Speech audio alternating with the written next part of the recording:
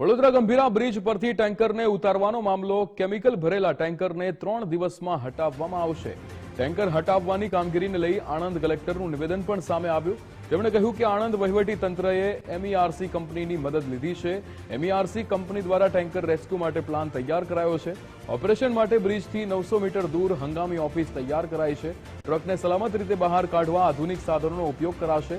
Pneumatic airbag અને hydraulic stand જેકનો ઉપયોગ કરવામાં આવશે। એન્જિનિયર્ડ હોરિઝોન્ટલ કેન્ટિલીવરનો પણ અહીંયા ઉપયોગ કરવામાં આવશે। માનવ જીવન બ્રિજના સ્ટ્રક્ચરને નુકસાન ન થાય તે રીતે કામગીરી થશે। ઓપરેશન આગામી 2 થી 3 દિવસમાં પૂર્ણ કરવામાં આવશે। કલેક્ટરનું નિવેદન।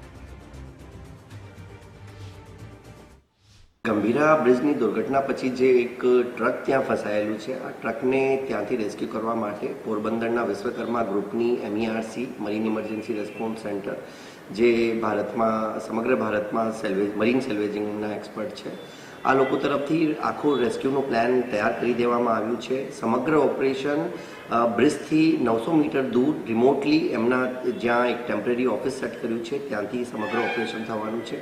આ ઓપરેશનમાં એમના દ્વારા ખૂબ અત્યાધુનિક ઉપકરણોનો ઉપયોગ કરવામાં આવશે।